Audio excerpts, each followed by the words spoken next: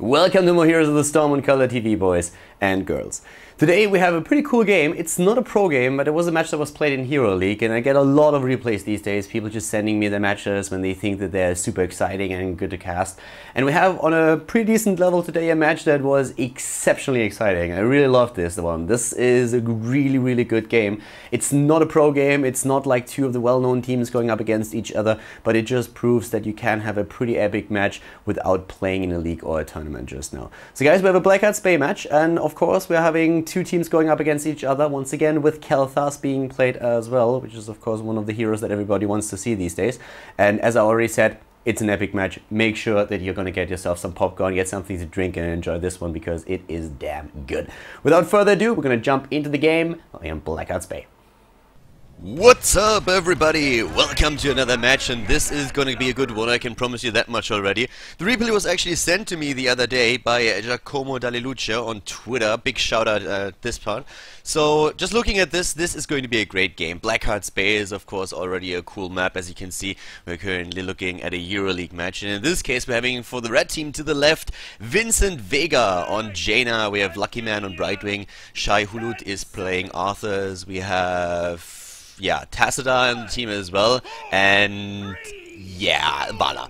To the right side, it's Barney on Mirrodin. We have Kevlar on Uther for the blue team, Raudicep on Tyrande, Grim on Kaelthas, and Jon Snow on Falstad. Look at that, good old Jon Snow, where's Ghost?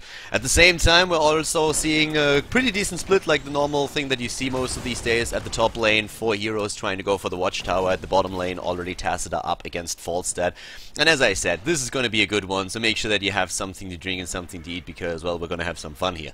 So at this point, we're having, of course, both of the teams a dedicated healer. We're having Uther against Brightwing. Oh, silence here already against the dwarf. Jumps away, but goes down as Arthurs uses his death coil to get the first blood in the game. So a bit more of an aggressive move here from the blue team, and the chest popping at 50 seconds is, of course, the focus point for both of the teams right now, but already Kaelthas in play.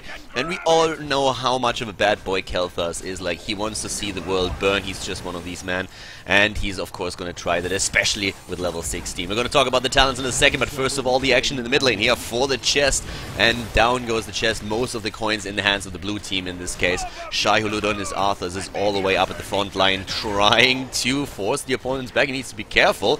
He doesn't overextend here, but Barney misses the last stun. So does Raudicep on his Tyrande, and therefore no problem. Down to the bot lane on the other hand, we have Jon Snow, of course, being a boss, what else, and taking 5 coins, as Arthurs apparently goes a bit too deep at the top lane here and dies a painful death, but of course the Lich King is going to be back in just a bit.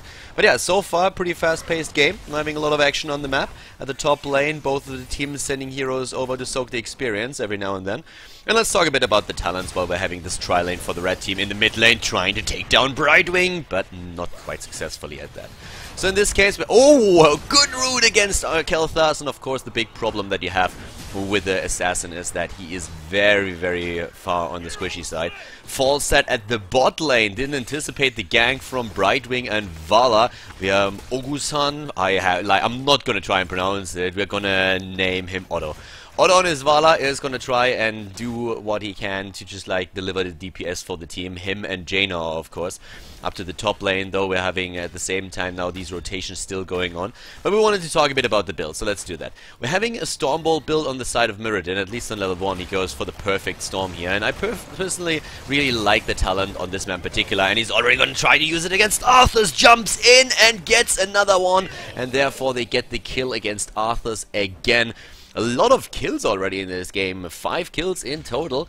And as I was just saying, like, the reason why I really like the Stormbolt build, actually with a Thunderburn here on level 2, not sure if I like that too much, is actually pretty simple. Normally we would see a double Stormbolt on level 1 and level 4 if you decide to go for the Stormbolt build, and then on level 7 most players will also go for the Piercing Bolt and get the double Storm in. Why I like that usually on a map like Blackheart is because you can really push or pressure structures with that, and we all know, oh, good kill against Kaelthas, and look at that, Jaina is just making sure that Arthurs is getting away in this case. Well done. But yeah, if you can eliminate structures with Murder and Stormbolt, then your Ghost Ship Barrages are gonna be just so much more successful. And that's of course one of the big pluses that you have when you use this build. You could have gone for a Reverberation build against Vala. Oh, look at that! Vala gets away! And Jon Snow just barely escaping here. But oh my god, what a nice juke from Vala and a good save from Brightwing here as well. Yeah, he needs to be careful, and the kill! Vala lying in wait and getting the kill in. Job well done for the blue team. They are a bit ahead in experience now as well, and we're having once again the chests appearing on the map. The bottom chest, of course, going to end up in the hands of the blue team. And look at that! Barney is stealing a few of the coins, but still 2 ending up for the blue team, and they have now 15 coins in total. Nice effort by them, they just need to turn them in. The builds on the map here are also quite interesting, since we're having a right-click build or a damage build on Tyrande. It's a bit old school. Oh, that triple stun! Look at that! Routes with a play, but at the same time, here comes again Arthas with a Howling Blast. But they get the turn in. The blue team turning in their coins, or at least a few of them.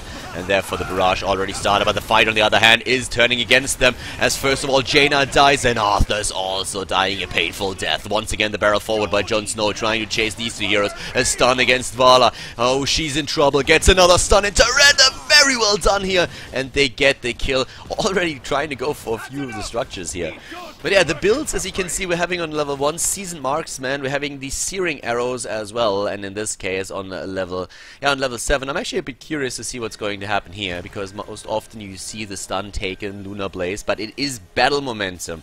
Alright, so trying to get as much of utility out of it by just getting the cooldowns lowered with battle momentum and then getting the damage in. So a bit of a damage build on a Tyrande player. Oh, and Kaelthas! Kaelthas needs to be careful. Like, he's really squishy, and positioning is everything on the hero. Of course, you have the opportunity. Nice jump. Barney with a good escape here. Up at the top on the other hand. Oh my god, Tyrande gets away. Well played here. But yeah, like, Kaelthas needs to be careful with his positioning, as you can see. But so far, the game very, very back and forth. I mean, 5 kills against 6 kills right now. Quite even. And once again, they're moving in. Oh, Barney is a little bit far forward. I know that the dwarf has no fear, but he is overdoing a bit with that. We're having him, by the way, on level 7 with a Piercing Bolt.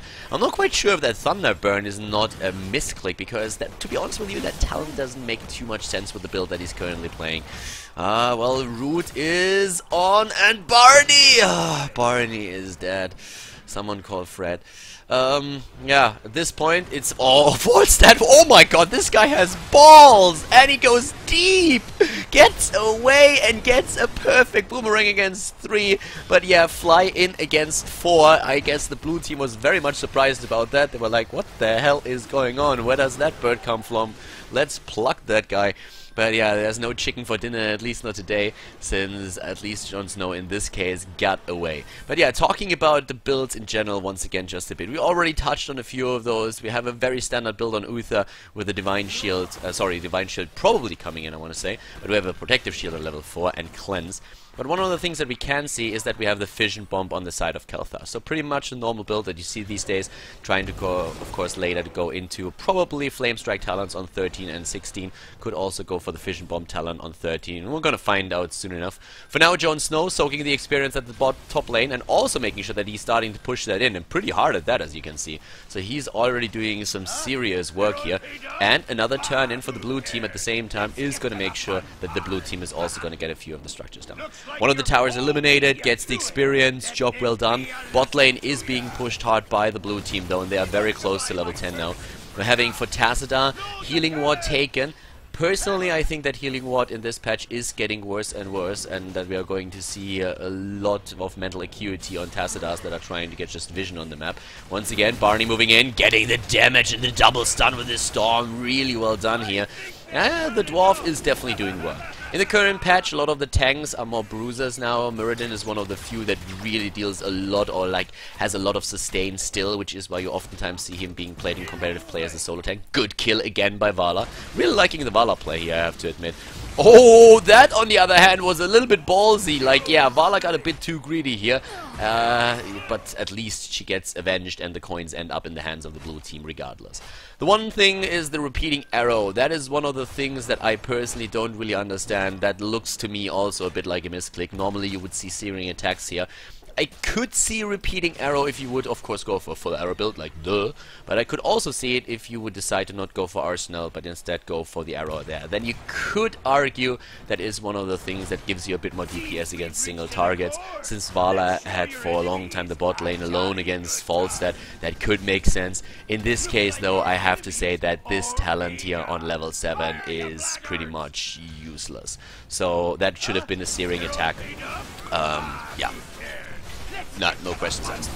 At the same time, like talking about the heroic abilities, we have in this case a Pyroblast. Oftentimes you will see Phoenix, especially in competitive play. Phoenix is usually the preferred talent to take on level 10, since you can zone like positions on the map perfectly, and it's great. For example, let's think about taking a boss here at the top, trying to zone here with a good Phoenix. You want to take a chest, you start to zone your opponent right over here. Just to give you a couple of examples of how you can use that. Pyroblast, on the other hand, can really eliminate a single target, and Divine Shield on Uther could also come into play with this, so that you can protect Kaelthas. The Hinterland Blast, we already saw him a bit earlier. We have no Sindragosa for Arthas, which is oftentimes taken nowadays. Oh my god, look at Falstad! This guy, seriously, he has some serious cojones there. Always jumping in like balls deep. This guy is just, he has no fear. And there it is, the Pyroblast! The Marble of Death, in this case, not killing Arthas. But Kaelthas is starting to get his damage in, like, that's of course pretty, but yeah, we already see that. Same time though, once again, Army of the Dead, gonna make him very tanky. Decision made probably because he's a solo tank here. I can completely understand that, makes a lot of sense. Once again, Tassadar is being the target of attention. Oh, good Stormbolt again, and hits 2. But we have also Vala moving in right now. Starfall for the zoning, I like it. Very good Starfall by Tyrande here. Everybody needs to move in, or just like back off in this case, and then allow the turn in. So very well done by the red team, but they're still behind 1 level. The 13 talent is there for the blue team, and that's a problem. In comes Barney. Ah, Meriden is dead though, and the blue team is starting to get some serious damage in, but Tassadar is dead as well. It's still a 3 versus 3, and they're starting to move in. The 13 talent still missing for the red team, and they are going straight for it. Shai-Hulud is starting to do his thing where Vala with a turn in gets that off. They already had 2, the red team only had 1. And here comes once again a triple root on the side of Arthas. Well done. Vala jumping in, trying to go straight for Tyrande, not getting it though. Oh, gets isolated by Kaelthas, and a nice firestorm here, a flame strike, to make sure that nobody is following this up. So good retreat here from the red team, but of course they miss out on an opportunity to get a ghost ship for themselves, and therefore the blue team with another turn. The level 13 talents, we pointed out that they were there, but we didn't really talk about them yet. Jaina decides to go into sprint over a potential ice block to get away when the fight really hits the mark, where face shield taken on Brightwing. It's the popular talent to take these days. Could of course also go into a potential sprint, which you give up if you go into face shield. And we're having the Trail of Frost in this case, as well as Shrink Ray and Frost Shot. One of the things, of course, that we haven't really talked about too much just yet is the build on Arthas. And Arthas is actually using a build that I personally, in this case, kind of like. But, well, we should probably talk about that in a second, because right now, here we go once again. Stun against Arthas! Barney with the Avatar! Pyroblast! That doesn't kill anything. Yeah, putting the pressure on the tank, I'm not quite sure if that's really what you should do in this case. Oh my god, those Hinterland Blasts. Jon Snow. I mean, we all know that he's a baller, but he's overdoing it today, isn't he? 14 versus 13, nearly 15. As well as I like a couple of those plays from the red team, I have to admit that the blue team is just doing much better when it comes to soaking lanes, and also they are really, really good at those turn-ins. They have 3 turn-ins more than their opponents, so that really, really helps. But yeah, talking a bit about the talents once again, especially Arthas. Every time I want to talk about one of those builds, there's a big team fight happening, and in this case it's actually Vincent Vega on a suicide mission. Well, the red team is happy to oblige, and down goes Jaina. But yeah, talking about Arthas here for a second. So Arthas goes for Regeneration Master on level 1. I actually like the talent quite a lot, especially on Blackheart Bay. It's a great talent to take. You have those small pirate camps that also give you another globe, so therefore Regeneration Master on this map, definitely a thumbs up. We're having Destruction, standard talent, Rune Tap, standard talent, very tanky ability at the beginning. We already talked a bit about the Army of the Dead, which makes sense considering that you're the only tank for your team in this case. And on level 13 we have the Trail of Frost right now. So he's really all about the lockdown in this case. And talking about out CC and Lockdown. Kefla with another stun here. Muradin as well. They're chasing Tesla. Boss is being started at the top by the blue team. And with Arkan, JK just gets away in the last second up to the top lane. On the other hand, the red team already knows what's going on here, but they're a bit late with the rotation. Grim is trying to move in. He took Chain Bomb on level 13 over the range on Firestorm, or Flame Strike, sorry. And we're having also now, the Hinterland Blast not hitting anything. And Jon Snow this time a bit too deep and dies. This, by the way, was the 5th time that Jon Snow was dying. He's a bit in YOLO mode today. Needs to be a bit careful with that. On the other hand, he had some serious moves also in the game itself, but yeah, he's definitely a bit on the aggressive side, which he probably should tweak a bit. Already with 34,000 damage in the game, we have Kaelthas in a good spot, but nice Divine Shield against Uther himself. Moving away, runs into the Golem stun. Oh my god, without that heal he would have died for sure there. I guess he only saw that fountain and was like, must take well, and doesn't even see the Golem and gets nearly taken out by it. Level 16 by now for the blue team. And the blue team is doing work. Lucky Man here with good heals throughout the entire game. We're having a Northern Exposure now, Critterize. There's Frostman feeds with the double attack. Arthas wants to get some damage in as well. He's here to play. Oh, another stun against him. Oh my god. Lucky Man is just like, Brightwing is just like circling around him. He's like, friend, trying to help him out. And yeah, well, Arthas needs a friend. So Brightwing, good job there. Good stun against him though. And, yeah, or her. We still don't really know if Brightwing is male or female. Actually, I heard a couple of times that it's neither. Like, I don't know. Lucky Man getting away again, but not able to save Jaina. Oh, the root again from Arthas. Look how deep he goes there. A bit too deep, maybe. And here is the kill, or the potential kill against him. No, not quite. It survives actually, and they get a triple kill against the red team, and also another stop. Barney could actually go down. Vala is already on the way, and she has Frost Shot. And there it is. There's the slow, and you can't jump away, Dwarf. You can't jump that far. I'm sorry. So good kills here. The red team is starting to struggle. 16 kills against 10. Yeah, blue team is doing work, but the problem, of course, in the last fight was definitely that they fought without the level 16 talent, and that is always a big problem there. The fights are also a bit chaotic, I have to say. Of course, this is one of those games where you don't really have 5-man squads with, like, voice going up against each other, so coordination is a bit more difficult. That's one of the things that you have to definitely consider while watching this game. But the important part is that both of the teams have serious builds here, a couple of misclicks maybe during that, but still really nice play, and of course also so far a very fun and entertaining game. I mean, both of them, we have the blue team is in the lead, no questions asked, but like 10 kills against 16, it's pretty solid. The talents are the same, and Lucky Man with an attempt to go straight in for a bribe apparently, but he is suddenly being chased by 4. Brightwing found a lot of friends. He's finding 5 here, and that's apparently a few too many for him or her. Down goes Brightwing, and a strafe from Vala. Yeah, this is a Pyroblast that could do a bit more damage and goodbye Vala. This time Kaelthas was saying, alright, screw Arthas, I'm gonna go for the squishies now. He himself is dead as well though, and Muradin also dying now. This is just one of those, I don't know, like watching this game, it's just both teams are really at each other's throat, right? Trying to strangle each other. Punch is delivered after punch. It's just a slugfest that we are seeing there, going for one move after another. There's like no defense, it's just full in the face the entire time. And already one keep down in the mid lane. The red team lost one. The blue team is really putting up the pressure. And just look how many ghost ships they already turned in. They're dominating the objectives on the map. 20 coins for the next turn in for them. And the red team so far hasn't even taken a single fort. But if they are able to turn it around at this point right now, they might be able to gain a lot of momentum, just because there's so much experience and structure still on the map for them that they might be able to close that gap between the two of them. And also, at this point, with the death timers this high, you could manually just take down these structures, and then your ghost ship barrages are going to attack the inner circle of structures of the blue team. But, well, we have 16 talents, as I mentioned, Benediction. We have heavy impact, by the way. No stolen form. I'm a bit surprised to see that. I haven't even really talked about it. But Barney definitely with a very creative build here. Once again, jumping in, had a Divine Shield, maybe a bit premature. And look at that Pyroblast, basically hitting 2. Lucky Man also with all the damage. And by now, oh, look at those bombs! Oh my god, like Kaelthas on 16. He's just a beast. He's a monster. That Ignite talent is crazy. And Barney with a another Storm Bolt. Yes, Tassadar doesn't stand a chance here. Jon Snow is also ready. He took Giant Kill on level 13 and went straight into the Afterburner. Didn't get the extra damage. So, yeah, I didn't go for the overdrive here, but we have him with the Afterburner. And considering how aggressive he plays in this game, I actually don't mind that talent at all. Sometimes when you play Hero League matches and the game doesn't go as you should, it doesn't really make sense to go for the best competitive build. Sometimes you have to adjust.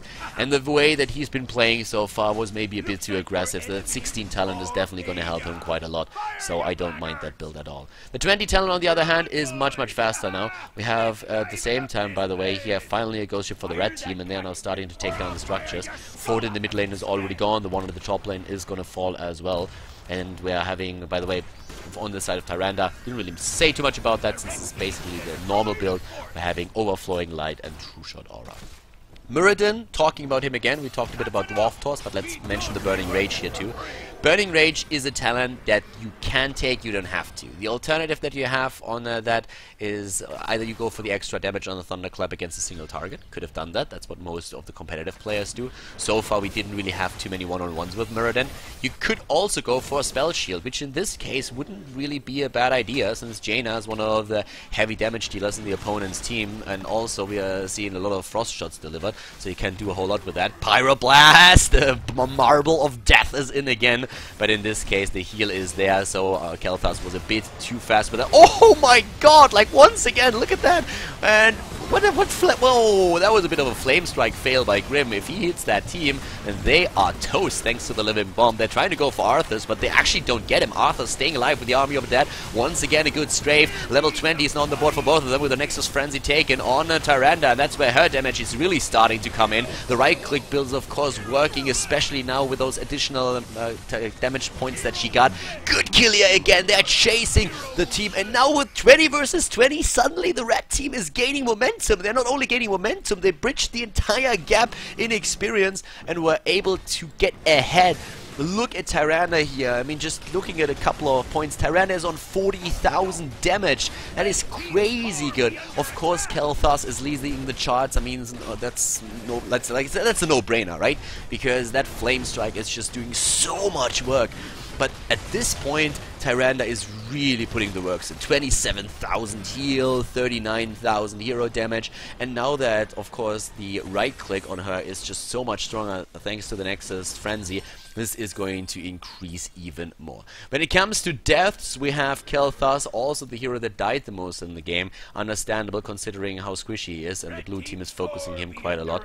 We have also now, the damage is actually like not too bad, so Rautsep is playing a very cool game here. Not really the build that you see in competitive play, but it's a build that really caters to the needs that they have here, and it's something that you should experiment around every now and then in Hero League or quick matches just to get a bit of a feel for it. It's actually a fun build to try out.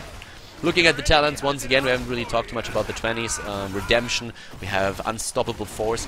I don't really agree with this one. Like Muradin, if you want to make him a bit more tanky, if you want to make sure that you are actually the tank at the front line, then you should always go for Hardened Shield.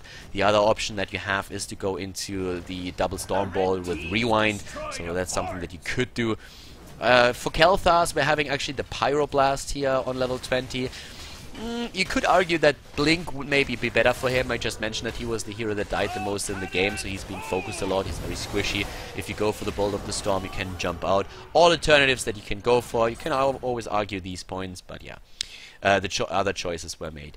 Interesting is that we have a Rewind on Tassadar. That's a talent that I didn't really expect here. Twilight Archon is just such a great heroic ability that it's normally what you see in any game. So, not quite sure what the thought process behind that is.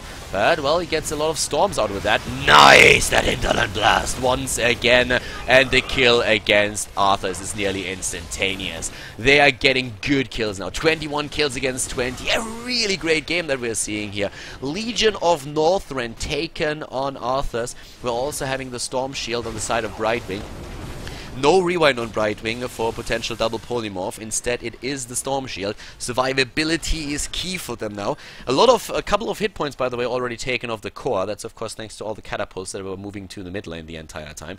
Talking about catapults, creeps, and minion waves. At the bottom lane, we're currently seeing a big wave just now coming in and trying to take that wall down. Yeah, but the rest of the red team is already on the move. They're trying to move in right now and take this. Looking at the damage once again. Here we have a good stray from Vala once more. She's at 60,000 right now, but the stun against Jaina. Jaina trying to escape, rushing away here, getting healed by Brightwing. Brightwing really doing work today. Wow. He's really playing a great game there. Tacita, on the other hand, moving in again. Storms everywhere, just flying. That ghost ship is doing damage to the mid lane, and look at that keep. It's nearly going to go down. It might actually fall. We're having, once again, a good boomerang here on the side of Tacita, and yes, the keep is down. Muradin jumping in, going deep, going ham, going a bit too ham, and he is toast. Jumping into 4 and a keep. Yeah, well, that can hurt. And once again, the flame strike and living bomb. But the shield on Tacita is there. That's actually one of the cool things that he can do. If you are up against the Kaelthas, Tacita can really do wonders against the living bomb. Or you can just kill him, that works too. Kaelthas once again dead. And Jon Snow, he's always there, isn't he? 60,000 damage on him and nearly 74,000 on Kaelthas. They're slow against Jon Snow, at least the attempt, as Vala is going in. We're having also, in terms of heal, Brightwing on a very, very nice... here, 98,000. There was, by the way, a bug on Brightwing. I think it still exists, where you do double the heal with your passive than you're supposed to do, but only to yourself, so not to the rest of the team. So it's a bug, it's annoying, but it's not as broken as what we've seen with Lily's Serpent build increased heal the other day, which got by now, of course, already hot fixed. So Brightwing, solid healing numbers. Brightwing has done a great job in this game, I have to say. Very nice moves here. By the way, the hero that so far never died is Uther. Uther hasn't died a single time in this game, so he's done a pretty good job. And also Tyrande with only 2 deaths, and that is not an easy feat with the Tyrande considering how squishy she is, and that she doesn't even have a single escape here. So Tyrande playing a very solid game. Not the most popular build, a fun one regardless, and doing work. Nice siege damage, good hero damage. And yeah, in this case we're having her also with a fair amount of heal thanks to the overflowing light. But for me, the hero of the game right now is still Brightwing, I have to admit. And also Vala playing this pretty solid here. 4 deaths, not too bad. By now we have 25 minutes into the game, and I mean, guys, just like talking about this a bit, you can really tell that the mid lanes is of course the focus of the attention. Thanks to the boats, all of those keeps are already down. Team fights, 21 kills against 22. This game is crazy good. We have 28 coins on the side of the blue team. If they get the turn-ins here, that would be amazing for them. While that Pyroblast isn't going to do too much here, of course, Brightwing is going to heal out that damage immediately, and he's already trying to. The thing is also that the red team knows that they need to stop these turn-ins, and they're going to try to do that. That's why we have another fight in the mid lane now. And both of the teams have all of their heroic abilities ready, except for the Water Elemental. Here comes the Hinterland Blast again against Tacita. He's trying to get away. Good start for once again for the zone, but what a blizzard! Oh my god! That blizzard is really good. Doing work. The stun against Jaina. 2 heroes down. Tyrande and Fawcett are gone. It's a 3 versus 5. Well, Shared moving straight into that flame strike. Oh my god. He needs to be careful with that. He can't stay with his allies if he has a living bomb on him. Look at how low these guys are. And that's mainly thanks to Kaelthas, who by now has 87,000 hero damage. 75,000 by the way in Vala. The one thing that I have to point out about Kaelthas is that I think he's misplaying a couple of these situations. The thing is, of course, you have your Vedon Spheres, right? This is your trait and you can activate that, and after you activate it, your next ability is getting buffed. If you use it for the living bomb, your living bomb doesn't do, like, you don't go into cooldown, it doesn't cost you mana, so you can apply 2 in like really rapid succession.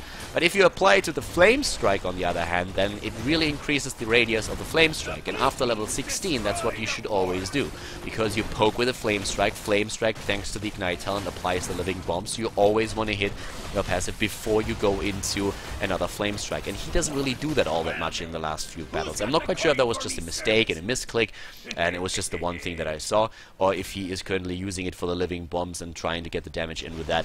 Be it as it may, a lot of those flame strikes could have done a lot more work, especially with the ignite, so he needs to make sure to really use that. Oh wow, Falsa actually barrel rolling in, the root against Muradin, again these Hinterland Blasts, like Falsa is hitting them just one after another. Oh, and Vala Yeah, Vala playing a great game here, but that was pretty bad positioning. She had no business in this position. I think she really tried to come in from the side and clean house, but yeah, that didn't really work.